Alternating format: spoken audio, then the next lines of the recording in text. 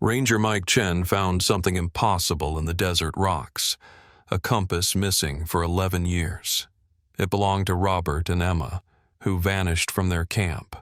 And impossibly, it was still pointing home. But when investigators examined the compass more closely, they discovered something that changed everything. Engraved on the back were fresh scratches, marks that hadn't been there when Robert and Emma first vanished. Someone had been using this compass recently. The story began on a sweltering July morning in 2008, when 45-year-old Robert Martinez packed his old Jeep with camping gear and endless optimism. His 16-year-old daughter Emma sat beside him, earbuds dangling around her neck, finally looking forward to their father-daughter trip after months of typical teenage resistance. Robert had been planning this desert camping adventure for years, just the two of them. No cell towers, no distractions, just quality time under the vast Arizona sky near Grand Canyon's remote southern rim. Emma wasn't thrilled about disconnecting from her social life, but she loved her dad's enthusiasm. He'd shown her his grandfather's brass compass dozens of times,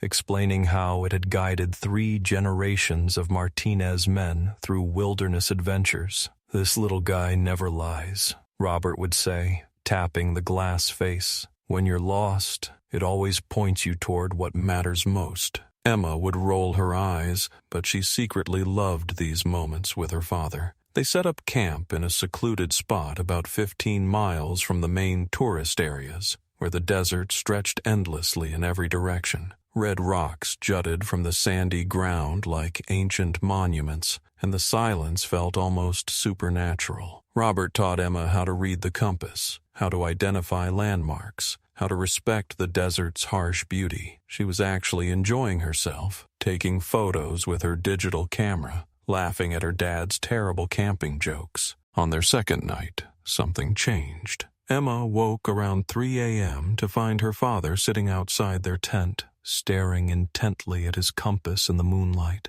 The needle was spinning wildly, unable to find magnetic north. "Dad, what's wrong?" she whispered. Robert looked up, his face pale in the silver light. "The compass. It's acting strange. It keeps pointing back toward home." Emma crawled out of her sleeping bag to look. Sure enough, the needle had settled, pointing steadily northeast, toward Phoenix, toward their house, nearly 200 miles away. Robert tried tapping the glass, checking for magnetic interference, even removing his watch and belt buckle. Nothing worked. The compass remained fixed on that impossible direction. "Maybe it's broken," Emma suggested, but even as she said it, something about the steady needle felt deliberate, almost urgent. They spent the rest of the night talking quietly about what it could mean, neither admitting how unsettled they both felt. The next morning, July 18th, they planned to hike to a nearby viewpoint for sunrise photos. Robert clipped the rebellious compass to his belt anyway.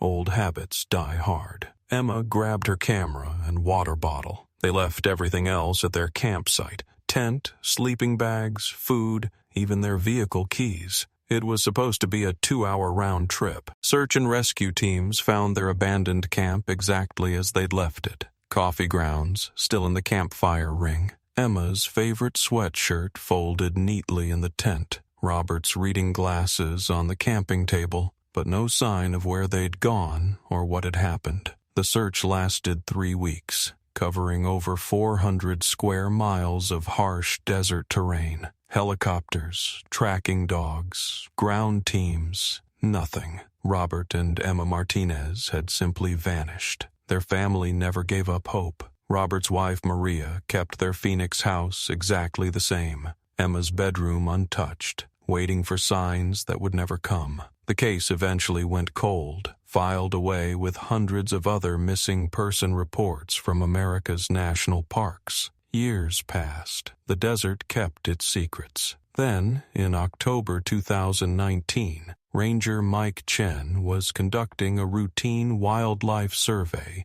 near the original search area when something caught his eye between 2 weathered sandstone formations. A metallic glint, barely visible unless you were looking from exactly the right angle. Chen had to squeeze between the rocks to retrieve it. a tarnished brass compass, wedged so tightly it seemed deliberately hidden. The moment Chen pulled it free, he knew he'd found something significant. The compass was old but functional, its brass case bearing the distinctive scratches and patina of decades of use. More importantly, the needle wasn't spinning randomly like a broken compass should. Instead, it pointed steadily northeast with unwavering certainty. Chen checked his GPS coordinates and felt a chill run down his spine. The compass was pointing directly toward Phoenix, toward the address listed in an 11-year-old missing person report. But that wasn't the strangest part. When Chen flipped the compass over to examine the back, he found fresh engravings in the brass, crude scratches that spelled out numbers and symbols. The markings were clearly recent, cut through the patina with a sharp object. Someone had been carving into this compass long after Robert and Emma had disappeared. The implications sent a shudder through Chen's experienced mind. If the compass had been out here for 11 years, weathering desert storms and scorching heat, who had been using it recently enough to make fresh marks? Chen immediately contacted the cold case unit and Emma's mother, Maria, now 56 and graying but still hoping for answers. When Maria saw the compass through tears, she confirmed it was definitely Robert's. She recognized every scratch and dent from their 20 years of marriage. "He never went anywhere without it," she whispered. "Said it was his connection to family." Detective Sarah Williams reopened the case with renewed energy. The fresh markings on the compass were clearly deliberate. Coordinates, perhaps, or some kind of code. Forensic analysis revealed the scratches had been made within the last 2 to 3 years,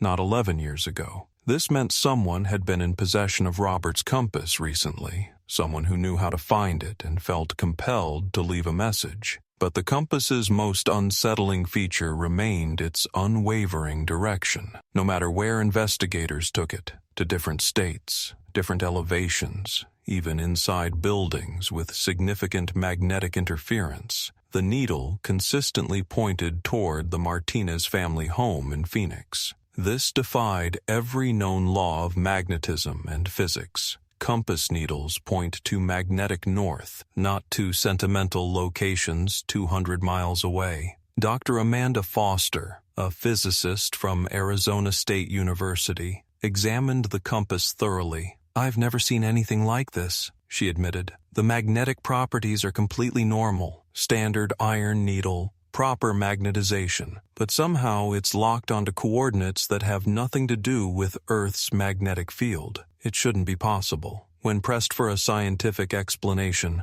Dr. Foster could only shake her head. "If I didn't see it myself, I'd say someone was playing an elaborate prank." The investigation took an unexpected turn when Maria mentioned something she'd never told police before. In the months following Robert and Emma's disappearance, she'd experienced strange dreams, vivid, recurring nightmares where she could see them walking through endless desert landscapes, always heading toward home, never getting closer. In these dreams, Robert was carrying his compass, checking it constantly, growing more frustrated as it led them in impossible circles. "I thought it was just grief," Maria explained, "but the dreams were so specific, so detailed. I could see every rock, every cactus, even the way the moonlight hit Robert's face as he stared at that compass." She paused, wiping away tears. "In the last dream I had, about 3 years ago, Emma was trying to tell me something. She kept pointing at the compass and saying,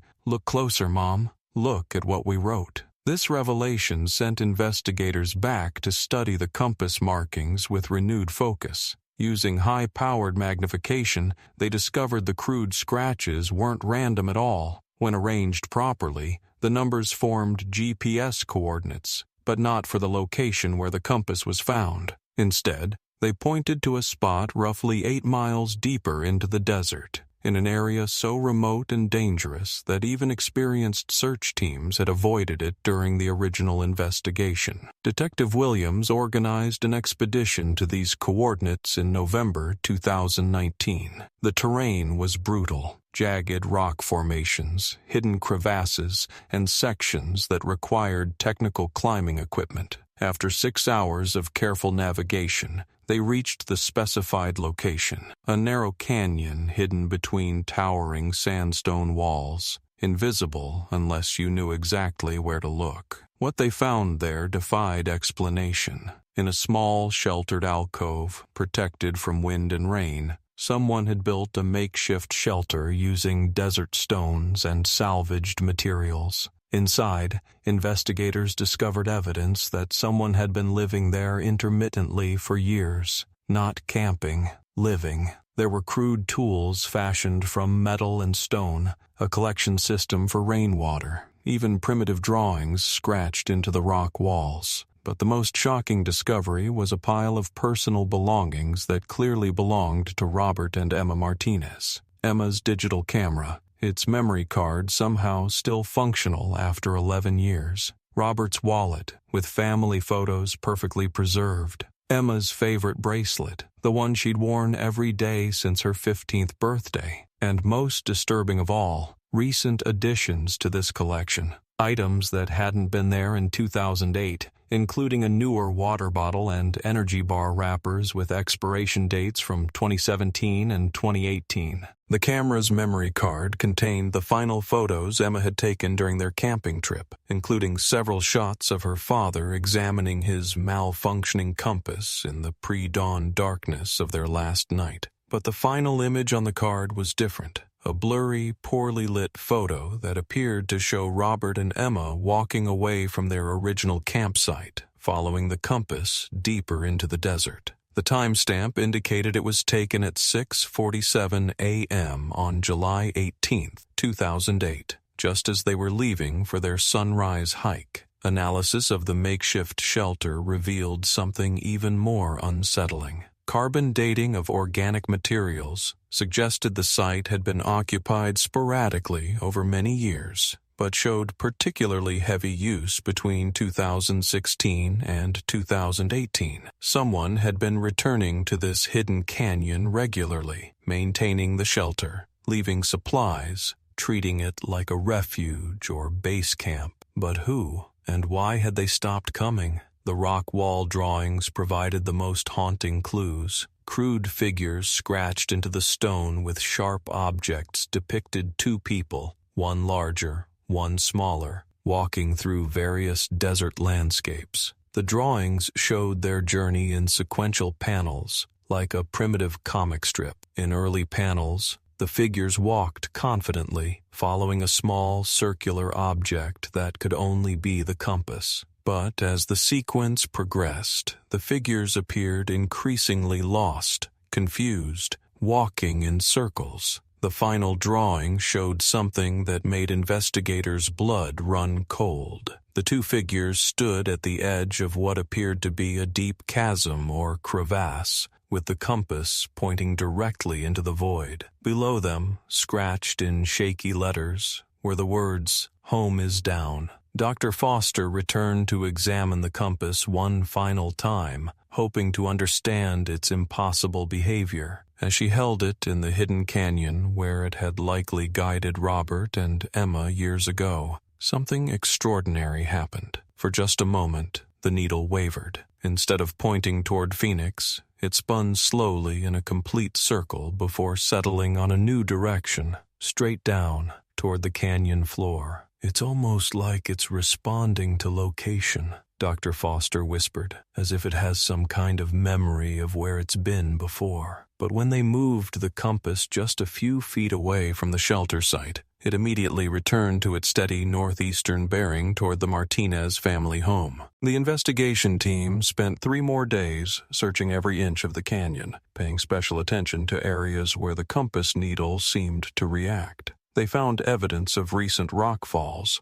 sections where the narrow canyon walls had shifted over the years, potentially sealing off deeper passages. Ground-penetrating radar revealed anomalous spaces beneath their feet, possible caverns or crevasses that extended deep into the earth. But perhaps the most significant discovery came from analyzing the energy bar wrappers found in the shelter. DNA testing revealed traces of saliva that matched genetic material from Robert and Emma's personal belongings. The implications were staggering. As recently as 2017 or 2018, at least one member of the Martinez family had been alive, had been visiting this remote canyon, had been surviving somehow in one of America's most unforgiving environments. Detective Williams faced an impossible conclusion. The evidence suggested that Robert and Emma Martinez hadn't died in 2008, as everyone assumed.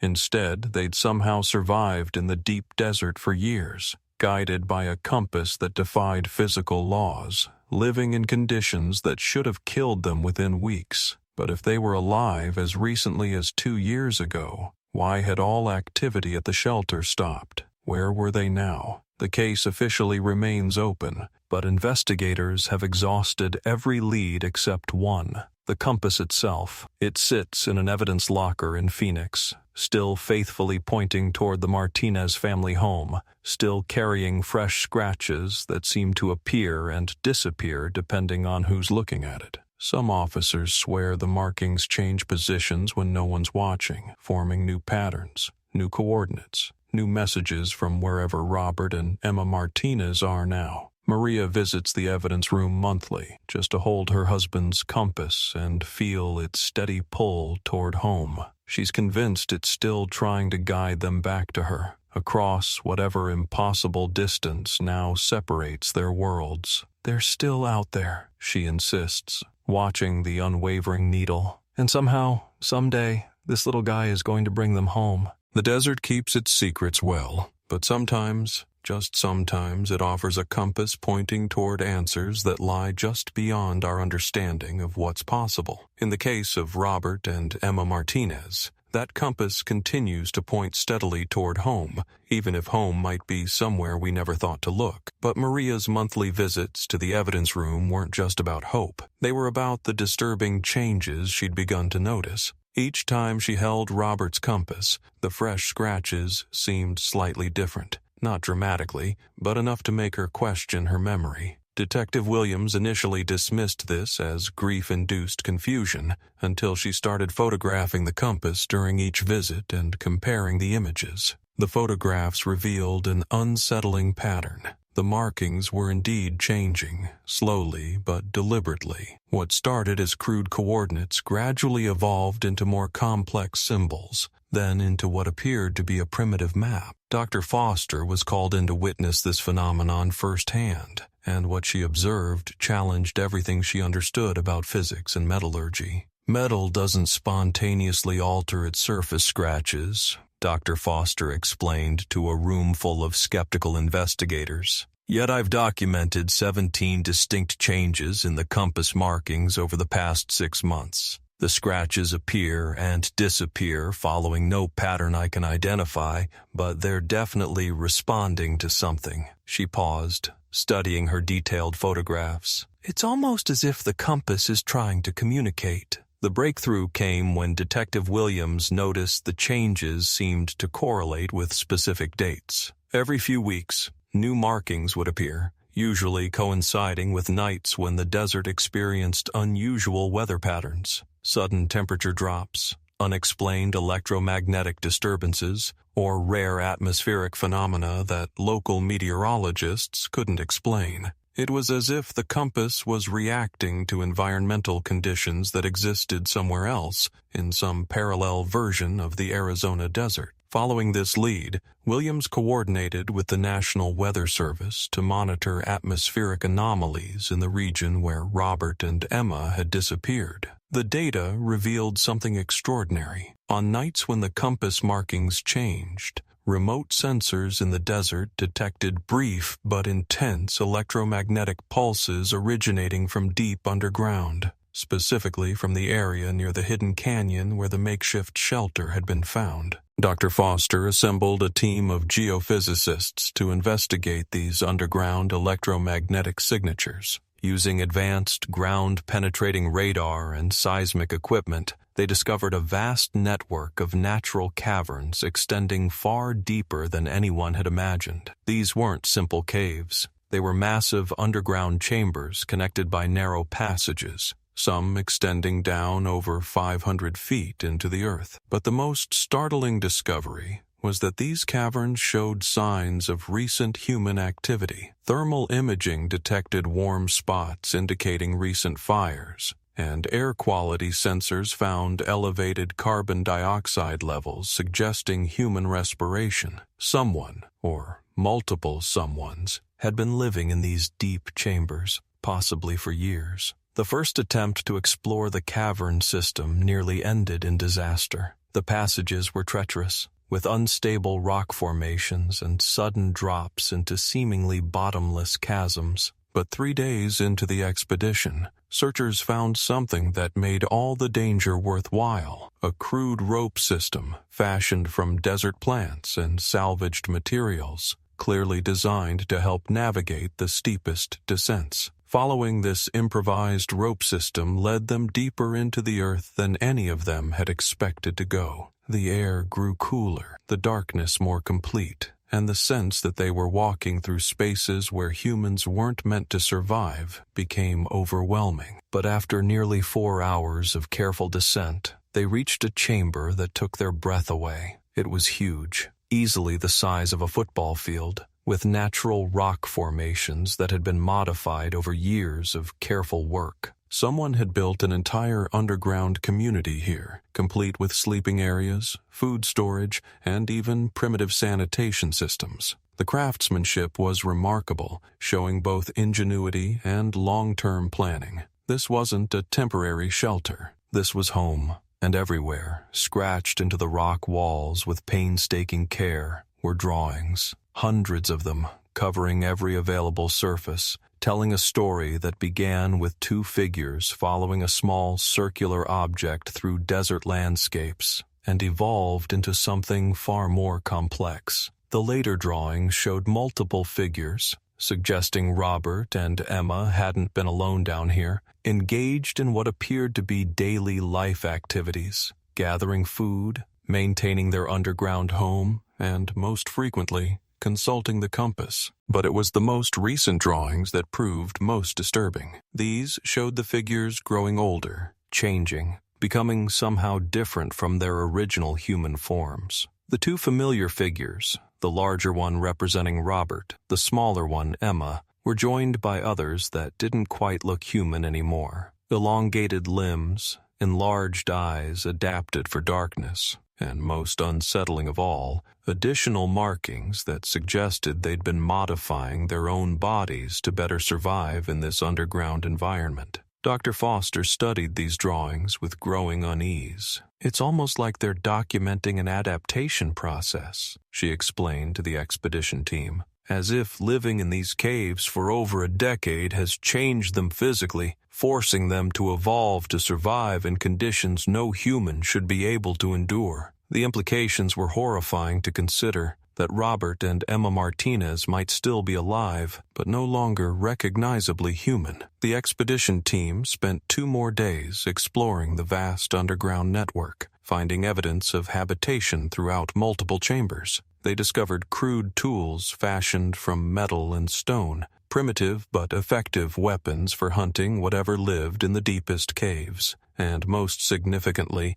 a sophisticated water collection and purification system that suggested remarkable engineering skill developed over years of trial and error. In one chamber, they found Emma's backpack from the original camping trip, but it had been extensively modified with additional pockets and reinforcements made from cave materials. Inside were items that painted a picture of desperate resourcefulness. Her original digital camera, now modified with a hand-cranked charging system, her father's compass, kept in a specially constructed protective case, and dozens of memory cards containing thousands of photos documenting their underground life. The photos on these memory cards told an incredible story. The earliest images showed Robert and Emma in their original human form, clearly terrified and desperate, using the compass to navigate increasingly treacherous underground passages. But as the timestamps progressed through months and years, the photos documented their gradual adaptation to underground life. Later photos showed them learning to hunt blind cave fish with improvised spears, developing techniques for growing edible fungi in the perpetual darkness, and most remarkably, beginning to change physically. Their eyes grew larger and more sensitive to the minimal light available in the caves. Their hearing became more acute, evidenced by photos showing them responding to sounds imperceptible to normal human senses. But the most dramatic change was psychological. The later photos showed Robert and Emma not as desperate survivors, but as confident inhabitants of their underground world. They developed their own sign language for silent communication, created complex trap systems for catching cave animals, and, most importantly, had discovered they weren't alone in the deep places beneath the desert. The photos revealed the existence of others, previous missing persons who had somehow found their way into this underground network over the years. An elderly man who investigators later identified as Harold Chen, a hiker who disappeared from a different part of the desert in 2003, a young woman named Sarah Mitchell, who'd vanished during a solo camping trip in 2012, and several others, all of whom had apparently been guided to this underground sanctuary by compasses that exhibited the same impossible behavior as Robert's. These weren't random disappearances. They were part of a pattern. Something about certain compasses, perhaps damaged or altered by prolonged exposure to the desert's unique electromagnetic environment, began pointing toward this underground refuge instead of magnetic north. And when people followed these impossible readings, they found themselves drawn into a hidden world where the normal rules of survival didn't apply. The expedition team realized they weren't just investigating a missing person case anymore. They were uncovering evidence of an entire underground civilization of people who'd disappeared from the surface world,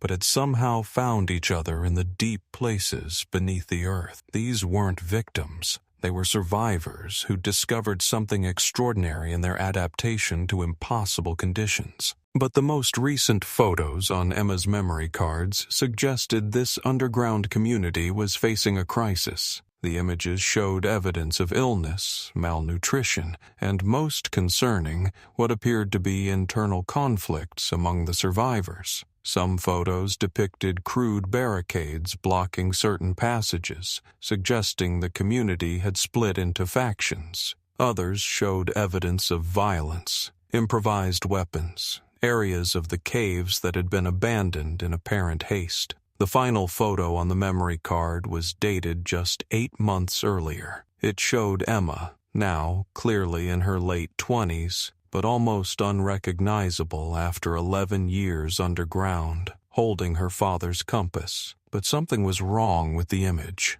The compass needle wasn't pointing in its usual steady direction. It was spinning wildly, as if it had finally lost its impossible connection to the Martinez family home above. This spinning compass apparently marked the end of Emma's photo documentation. After that final image, there were no more pictures. No more evidence of what had happened to Robert and Emma or the other members of their underground community. The chamber where the backpack was found showed signs of hasty abandonment, with personal belongings scattered as if people had left in a hurry and never returned. Dr. Foster conducted extensive electromagnetic readings throughout the cave system, hoping to understand what had caused the compass to malfunction after so many years of impossible accuracy. What she discovered was deeply troubling. The underground chambers showed signs of massive seismic activity that had occurred within the past year. Not earthquakes visible on the surface,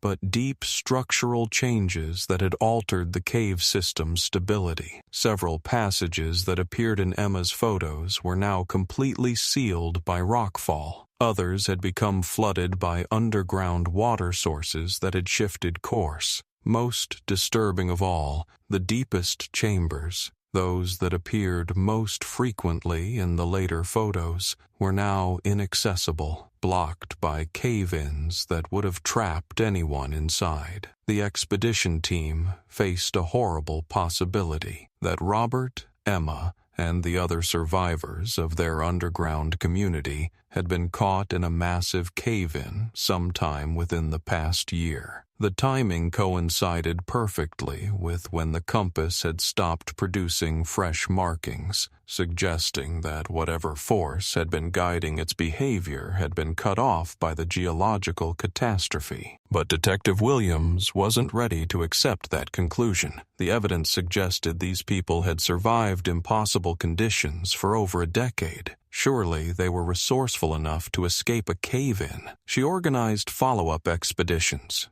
using more sophisticated equipment to probe deeper into the sealed passages, hoping to find signs that the underground community had simply moved to a different part of the cave system. These follow-up expeditions revealed something that changed everything they thought they knew about the case. Using advanced sonar equipment to map the sealed passages, they discovered that the cave-ins weren't random geological events. The pattern of blockage was too systematic, too precisely placed to be natural. Someone had deliberately sealed these passages from the inside, cutting off access to the deeper chambers. The implications were staggering. Rather than being trapped by accident, Robert, Emma, and their fellow survivors had chosen to isolate themselves completely from the surface world. They'd used their 11 years of underground experience to engineer their own disappearance, sealing themselves into the deepest parts of the cave system where no surface expedition could ever reach them. But why would they choose permanent isolation after surviving so long with at least the possibility of eventual rescue? The answer came from careful analysis of the final photos on Emma's memory cards. Enhanced digital imaging revealed details that hadn't been visible during initial examination. Details that suggested the underground community had discovered something in the deepest caves that had convinced them never to return to the surface. The enhanced images showed symbols carved into the deepest cave walls, not crude scratches like the drawings in the upper chambers, but precise, almost mechanical markings that suggested a level of sophistication far beyond what the survivors could have achieved with improvised tools. These symbols appeared to be some form of written language, possibly indicating contact with something that had been living in the deepest caves long before any human arrival. Dr. Foster's final report on the compass phenomenon reached a conclusion that she herself found difficult to accept. The electromagnetic anomalies, the impossible directional behavior, the spontaneous appearance of new markings, all of it suggested that Robert's compass had been influenced by some form of intelligence that existed in the deep cave system. Something had been drawing people underground for years, using damaged compasses as guidance systems to recruit survivors for purposes that remained completely unknown. The compass itself provided one final clue. During Maria's last visit to the evidence room, she noticed that the steady northeastern pointing had changed for the first time in over a year. Instead of pointing toward the Martinez family home in Phoenix, the needle now pointed steadily downward, toward the earth beneath the police station. When investigators tested this new behavior by moving the compass to different locations throughout the city, it consistently pointed toward the underground, as if it were now trying to guide people not toward home, but toward the hidden world beneath the surface. Maria made a decision that shocked everyone involved in the case. Despite warnings from investigators and pleas from remaining family members, she announced her intention to take Robert's compass and follow it into the desert, to retrace the path that had led her husband and daughter into their impossible underground existence. She was 57 years old, had no wilderness experience, and was attempting something that had challenged trained rescue professionals. But she was also the only person who understood the compass's behavior on an emotional rather than scientific level. Detective Williams couldn't legally stop Maria from attempting her own search, but she insisted on providing support and monitoring equipment. If Maria was determined to follow the compass into the desert, at least her progress could be tracked from the surface. What no one expected was how readily the compass would respond to Maria's presence, pointing with even greater certainty than it had shown for anyone else. The final entry in the case file documented Maria Martinez's departure into the desert on a cool morning in March 2021, carrying her husband's impossible compass and enough supplies for a week-long expedition. GPS tracking showed her following a direct path toward the area where the hidden canyon had been discovered, but her route diverged from all previous search paths, leading her toward areas that had never been explored. Her last GPS signal was recorded at coordinates that placed her directly above the sealed cave system. But unlike the previous disappearances, Maria's story had a different ending. 3 days after losing contact, search helicopters spotted her signal mirror flashing from a ridge 2 miles from her last known position. She was dehydrated, exhausted, but alive, and she had answers. Maria had found them. Not in the deep caves where investigators had searched, but in a hidden valley accessible only through a narrow passage that the compass had led her to with perfect precision. Robert and Emma were alive, along with 7 other people who had disappeared from the desert over the past 15 years. They had created a sustainable community in this hidden oasis, complete with natural springs, edible plants, and shelter from the harsh desert elements. But they weren't the same people who had vanished years ago. 11 years of desert survival had changed them fundamentally. Emma was now 27, weathered and strong, with the quiet confidence of someone who had mastered one of Earth's most hostile environments. Robert, at 56, had become the de facto leader of their small community, using his compass and others like it to guide lost souls to safety rather than back to civilization. The truth about the compasses was simpler than anyone had imagined, yet more profound than Dr. Foster's theories suggested. This particular area of desert sat above a massive iron ore deposit that created localized magnetic anomalies. Certain compasses, when exposed to the unique electromagnetic conditions during desert storms, became imprinted with the location of this magnetic safe haven. They weren't pointing home to Phoenix. They were pointing home to the hidden valley where people could actually survive. Robert explained it to the rescue team with quiet pride. We tried to leave in the first few months, but every time we headed towards civilization, we got more lost, more desperate. The compass kept pulling us back here, and eventually we realized why. This place wanted us to find it. It needed us to build something that could save others. Over the years, their compass had guided other lost hikers and campers to the same sanctuary. Each arrival brought new skills,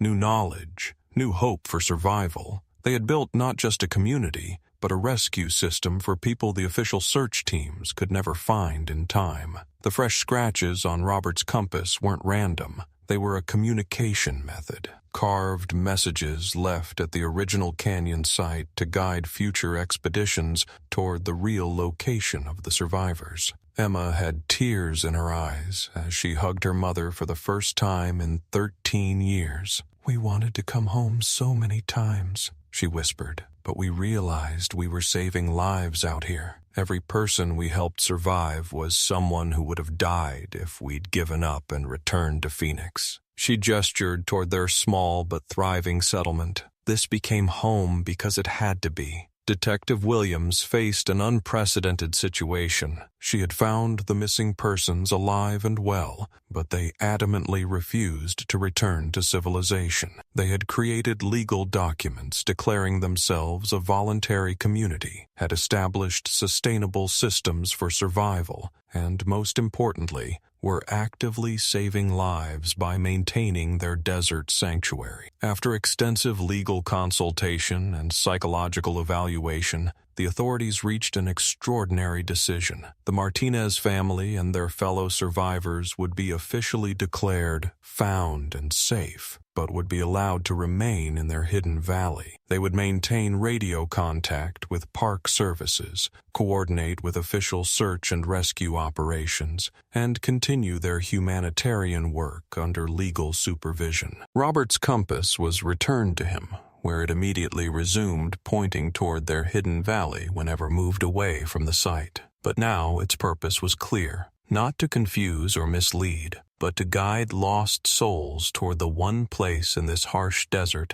where human life could not just survive, but flourish. The case was officially closed with a notation that had never been used before in missing person files. Located alive, voluntary extended residence in wilderness sanctuary, ongoing humanitarian activities. Maria chose to stay with her family for several months, helping to improve their settlement and marveling at what they had built through sheer determination and love. But one small mystery remained unsolved. On her final night in the desert, Maria woke to find Emma staring at the stars with her father's compass in her hands. "Mom," Emma said quietly, "there are others out there. The compass doesn't just point to our valley anymore. Sometimes it points to places we haven't found yet, places where people might be waiting for someone to follow an impossible compass and bring them home too." The Martinez family had found their way home, but their home had become something larger than they'd ever imagined. And somewhere in the vast Arizona desert, other lost souls might be waiting for compasses that point not toward magnetic north, but toward hope, survival, and the extraordinary power of human determination to create home wherever love leads them.